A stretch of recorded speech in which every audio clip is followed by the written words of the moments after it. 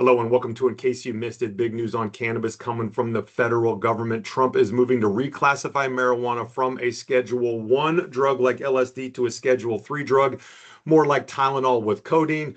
Drugs in the Schedule 1 level have no medicinal purposes, have no way to help us as far as their classification is concerned, but Schedule 3 opens it up for a lot more research and testing on cannabis's effects on depression, anxiety, pain.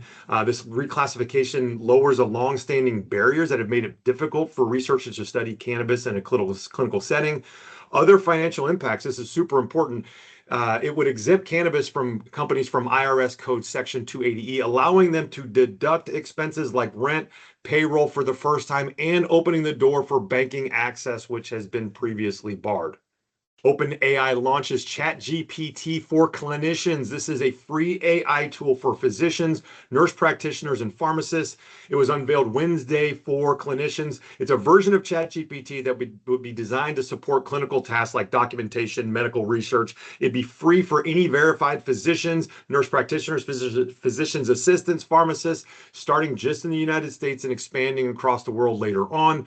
The American Medical Association did a recent survey and found that 81% of their membership is currently using this technology in a professional context. So it really just makes sense to bring more technology to these medical practitioners. Early adopters have been using this include Boston Children's Hospital, Cedars-Sinai, Stanford Medicine, Children's Health, Advent Health, HCA Healthcare, Baylor Scott & White, Sloan Kettering, a whole host of them, including UCSF. So just one of dozens of AI products hitting the market. Seems like every day another one's happening, but bringing this type of tool into healthcare will make things more efficient, hopefully more accurate, and make some downward pressure on rates.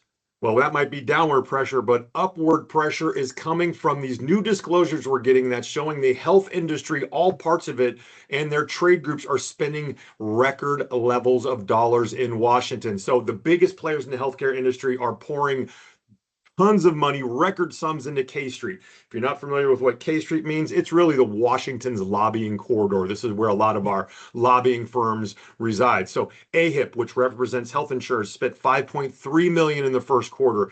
Pharmaceutical Research and Manufacturers America, Big Pharma, they spent $12.2 million in the first quarter. The AMA, American Medical Association, spent nearly $8 million. All of these are either a record or second highest any of these entities have ever spent in a quarter. And they're not alone. Eli Lilly, Gilead, Regeneron, they spent the most they've ever spent in quarterly spending this first quarter. And Humana, an individual health insurance company, is spending $2.6 million. Now, they have a lot of Medicaid membership, and so they're the most hurt by the one big beautiful bill. So that's why you're seeing so much there. And finally, the Iran war strikes again, this time on condoms, on safe sex. Oh my goodness. So a Malaysian-based manufacturer, Carex, plans to raise prices by 20 to 30%. This is the company that produces the most condoms in the world. They produce about 5 billion a year, and they are having trouble through the Strait of Hormuz, getting through there. Just like everybody else, they have a lot of their products sitting on ships, and we're going to see major increases in prices to condoms. Thanks so much for stopping by. See you next week.